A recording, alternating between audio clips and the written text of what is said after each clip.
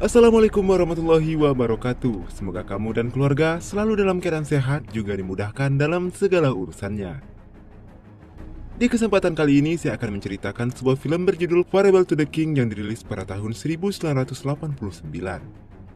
Menceritakan tentang suku Dayak yang mencoba memberikan perlawanan kepada tentara Jepang saat Jepang akan menguasai Kalimantan.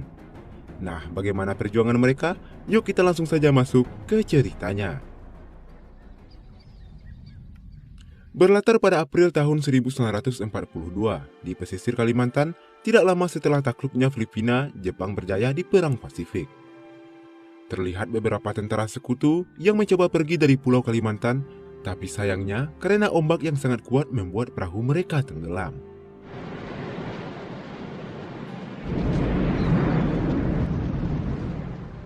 Di tengah keputusasaannya, salah seorang dari mereka mencoba bersembunyi ke dalam hutan. Tapi di sana, ia melihat tentara Jepang sudah menangkap rekan-rekannya dan menyuruh menggali tanah untuk kuburannya sendiri.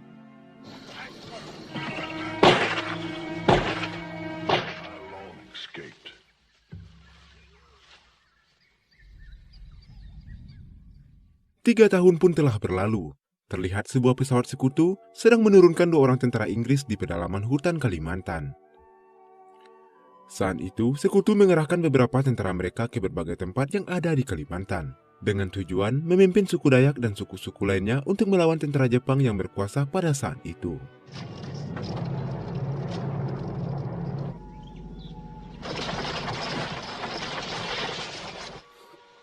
Ketika sudah sampai, mereka langsung dikepung dan disambut baik oleh suku Dayak yang berada di sana.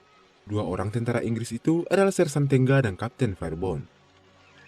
Mereka pun melanjutkan perjalanan menuju perkampungan suku Dayak. Namun karena hari sudah malam, mereka memutuskan beristirahat dan akan melanjutkan perjalanan keesokan harinya.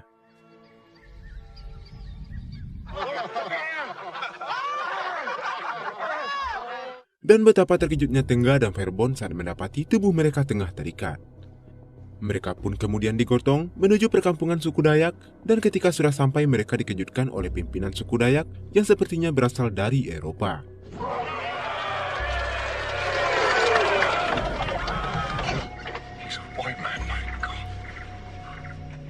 Singkat cerita, malam pun telah tiba. Kedua tentara Inggris itu masih bertanya-tanya siapa sebenarnya pria kulit putih yang memimpin suku tersebut. Dan tidak berselang lama, pria kulit putih itu datang, lalu kedua tentara Inggris itu mengutarakan tujuan mereka datang ke Kalimantan. Fairbairn mengatakan kalau ia butuh bantuan dirinya untuk memimpin suku Dayak agar mau berperang melawan tentara Jepang. Karena sebentar lagi, pasukan Australia akan tiba di sana untuk mengambil alih tanah Kalimantan dari Jepang. Tapi pria itu hanya diam, lalu pergi meninggalkan kedua tentara Inggris tersebut.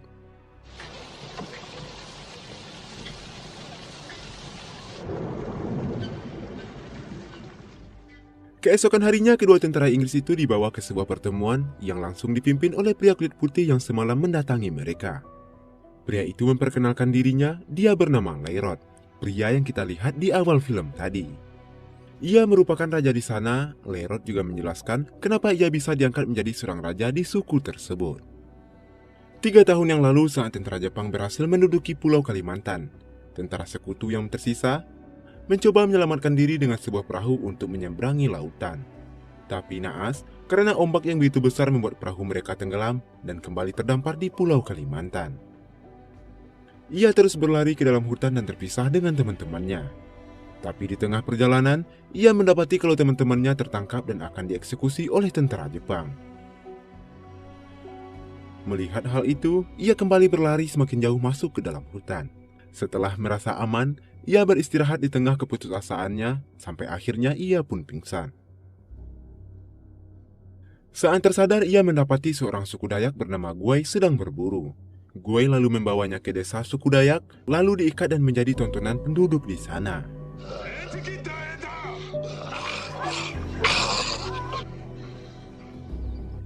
Salah seorang bangsawan suku Dayak bernama Lian berniat akan menjual kepala Lailor ke tentara Jepang. Beruntungnya, salah seorang wanita tertarik padanya karena mata biru yang Lailor miliki. Wanita itu mengatakan kalau mata Lailor seperti laut. Laut adalah garam, dan garam adalah kehidupan di sana. Wanita itu bernama Yu, dan dia adalah adiknya Guai. Dan menurut kepercayaan suku Dayak, waktu Yu lahir dia ditakdirkan kelak akan menjadi seorang pemimpin. Gadis itu terus merawat Laylord dan mengajarkannya bahasa suku Dayak dan cara bertahan hidup di sana. Buat.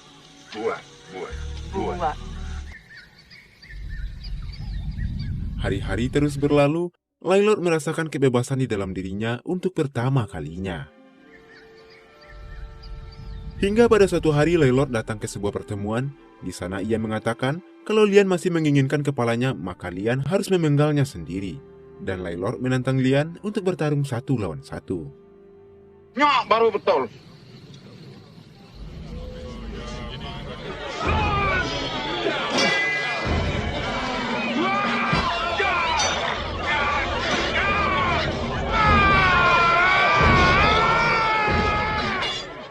Pertarungan itu berlangsung selama 1 jam dan pada akhirnya Laylord memenangkan pertempuran itu.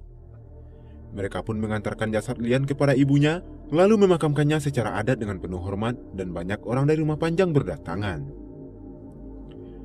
Laylord pun memanfaatkan momen itu untuk menyatukan kelompok suku Dayak yang ada di sana. Dan akhirnya 22 kelompok suku Dayak berhasil disatukan dan pada saat itu juga Laylord diangkat menjadi seorang raja.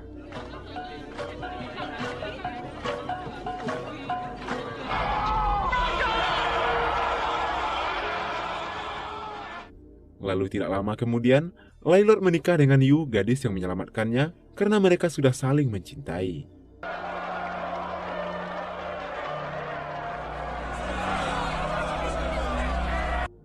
Kembali ke masa sekarang, di hari itu Laylord mengajak kedua tentara Inggris untuk berkeliling dan melihat keindahan alam di sana. Dan Firebond terus membujuk agar Laylord mau memimpin suku Dayak untuk melawan Jepang, tapi Laylord dengan sangat tegas menolak dan mengatakan kalau Jepang tidak akan sampai ke tempat mereka. You're lucky. I could sell your heads to the Japs. It's a big place. They'll wander around till they die or somebody finds them, but it won't be me. Pada malam harinya, Tongga melaporkan ke atasannya tentang keadaan dan lokasi mereka melalui radio. Dan saat pagi tiba, pesawat Jepang datang dan membombardir desa tersebut, yang ternyata frekuensi radio mereka tidak sengaja bocor ke pasukan Jepang.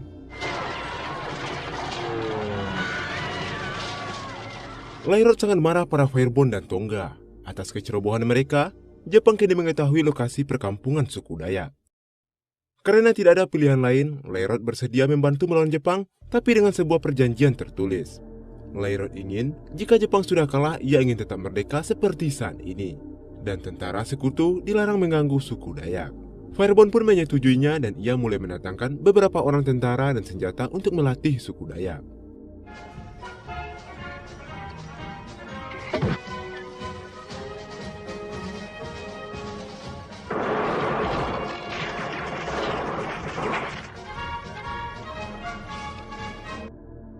Setelah beberapa minggu berlatih, mereka mulai melakukan pengintaian di titik-titik tertentu. Dan terlihat Firebond kurang sehat karena penyakit malaria, namun ia tetap ikut dalam misi tersebut.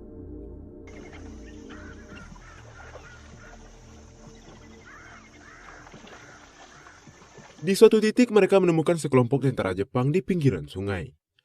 Firebond mencoba mengambil foto mereka, namun aksinya itu diketahui oleh tentara Jepang.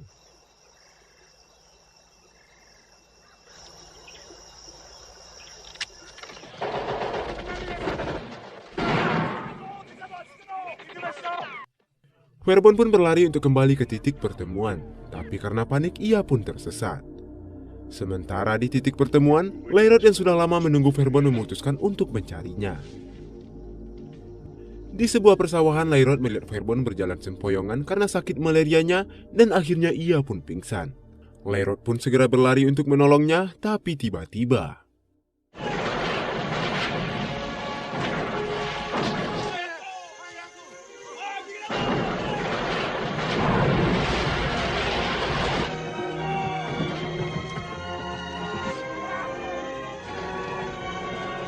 mereka pun berhasil selamat dari kejaran tentara Jepang. Dan beberapa hari kemudian, Firebond yang sakit malaria sudah mulai membaik. Ia pun segera menemui Laylord yang sedang mencari ikan bersama istrinya. Firebond berterima kasih karena telah menyelamatkan nyawanya. Firebond juga mengatakan kalau ia akan menuruti semua keinginan Lairot, dan karena itu dia akan kembali ke Merotai untuk melaporkan misinya, sekaligus membuat surat perjanjian sesuai keinginan Lairot.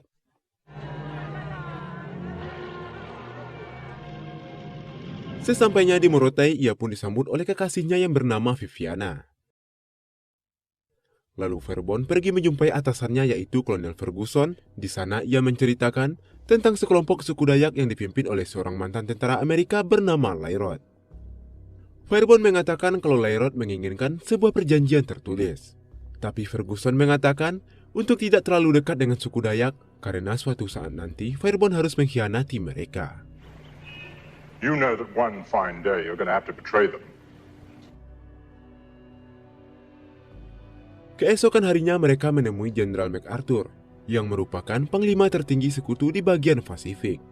Dan beruntungnya, Jenderal MacArthur menyetujui perjanjian tersebut. Handle this as you would dealings with any other sovereign. Beberapa hari kemudian, Verbon kembali ke Kalimantan. Ia dikejutkan karena banyaknya pengungsi dari desa tetangga yang desanya telah dihancurkan oleh Jepang. Lalu di malam harinya, Lairot menemui Verbon dan berterima kasih karena telah menepati janjinya tentang surat perjanjian itu. Keesokan harinya, Lairot mengajak Tongga dan Verbon mengunjungi suatu tempat bernama Celah Awan, yang mana tempat itu sama sekali belum terjamah dunia luar, tidak ada kata benci dan keserakahan di antara penduduk desa di sana. Verbon pun bertanya kenapa ia dibawa ke sana. Lairot menjelaskan ia ingin Verbon memasang dinamit di mulut gua yang merupakan jalan satu-satunya ke sana. Lairot tidak ingin warga kampung Celah Awan ikut menjadi korban dari perperangan. Hari-hari damai pun berlalu, Jepang mulai masuk ke hutan Kalimantan. Namun karena lebatnya hutan Kalimantan, Jepang sangat sulit untuk melewati hutan tersebut. Jauh berbeda dengan sekarang, hutan Kalimantan sudah banyak yang gundul dipenuhi oleh daerah pertambangan. Kelelahan dan kelaparan menjadi musuh utama bagi mereka. Ditambah lagi perlawanan suku Dayak yang begitu hebat membuat Jepang semakin kewalahan. Saat sedang beristirahat, Sersan Franklin mengatakan jika ada pasukan Jepang yang dipimpin oleh seseorang dengan julukan Kolonel Hantu Berkuda. Dan pasukan Kolonel Hantu itu sedang bergerak mendekat ke perkampungan suku Dayak. Mendengar Kolonel Hantu Berkuda, Lairot teringat saat dia menyelamatkan Verbon di hari itu. Keesokan harinya, Lairot mendapat kabar kalau desa tetangganya telah diserang oleh pasukan Jepang. Namun saat mereka sampai di sana, kampung itu sudah dibumi hanguskan oleh Jepang, tidak ada satupun penduduk yang selamat, dan mereka hanya menemukan tulang belulang manusia. They're eating the dead. They ain't starving. Cannibals. That's what he's saying. Yang ternyata, tentara Jepang yang kelaparan melakukan kanibal dengan memakan mayat korbannya untuk bertahan hidup. Di malam harinya, Lairot bersama suku Dayak kembali melakukan pengintaian terhadap pasukan Jepang. Mereka melihat pasukan Jepang yang dipimpin oleh Kolonel Hantu Berkuda tengah melintas di sebuah perbukitan. Di malam yang dingin dan hujan, pertempuran pun tak terhindarkan.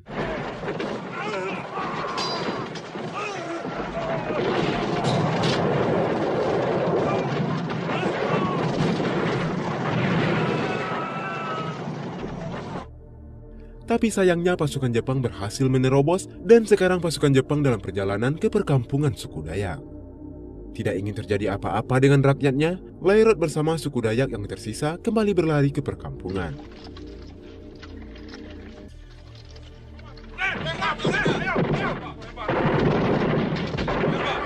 Ternyata dugaan mereka benar, tentara Jepang sudah sampai di perkampungan Celah Awan. Tapi saat pintu gua akan diledakkan, penduduk desa Celah Awan yang polos mengira kalau itu adalah sebuah pertunjukan.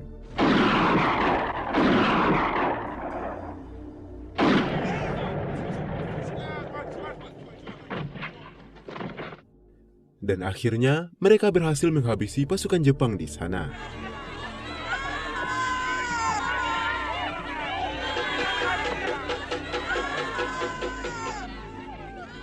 Yang ternyata Jepang membagi dua pasukannya. Satu pasukan lagi telah sampai di rumah Panjang, tempat istri dan anak Lairot berada.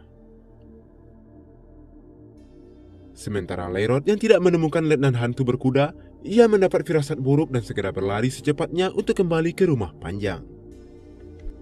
Dan betapa terkejutnya Lairot saat mendapati warganya sudah bergeletakan bermandikan darah. Ia pun segera berlari ke sana untuk melihat kondisi anak dan istrinya, tapi sayangnya istri yang sangat dicintainya tewas di tangan Jepang.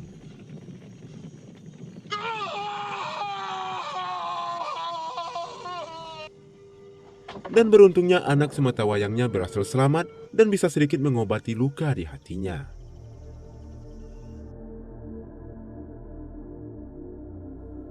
Setelah memakamkan istri dan warga lainnya, Lairot kembali melakukan perburuan pada tentara Jepang. Ia mendapat laporan kalau sisa-sisa tentara Jepang sedang beristirahat di sebuah sungai. Dengan penuh amarah, Lairot memerintahkan pasukannya untuk menghabisi mereka.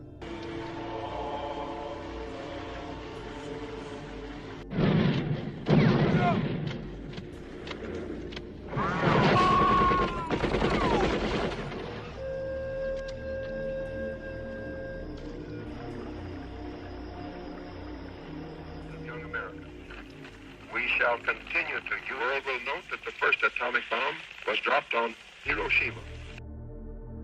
Saat mereka beristirahat, terdengar siaran radio yang mengatakan bahwa bom atom telah dijatuhkan di kota Hiroshima, Jepang.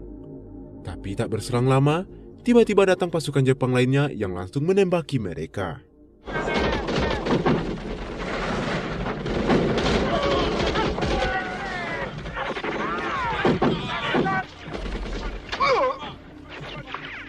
Tapi naas, dalam pertempuran itu Verbon terkena luka tusukan yang membuat ia berguling di tanah.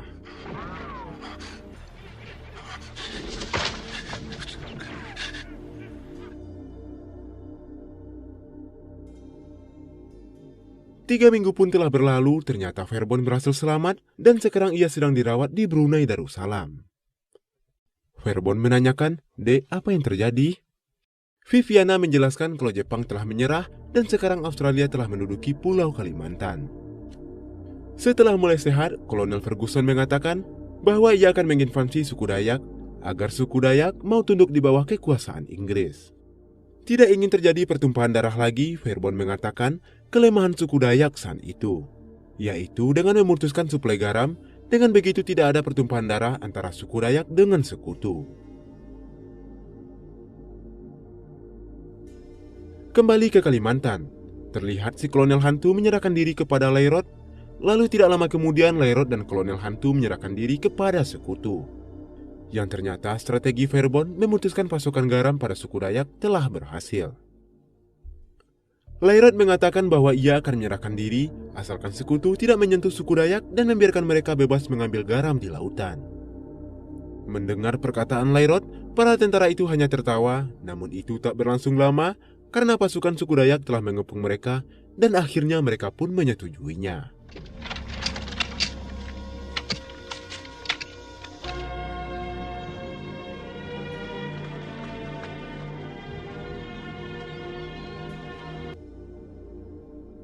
Beberapa hari kemudian, Kolonel Ferguson datang ke Kalimantan untuk menjemput Lairot. Kemudian dibawa ke Manila untuk diadili karena dianggap telah membelot dari sekutu. Namun secara kebetulan Verbon juga berada di kapal tersebut, tapi tiba-tiba saja kapal mereka mengalami kecelakaan. Tidak ingin menyia-nyiakan kesempatan, Verbon pun datang ke sel Lairot lalu membebaskannya dan film pun selesai.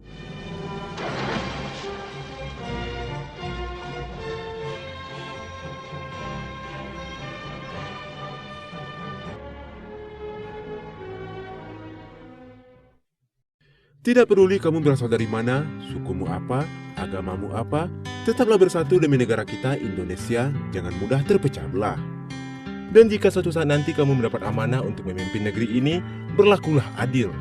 Jangan membuat peraturan yang merugikan kita rakyat kecil.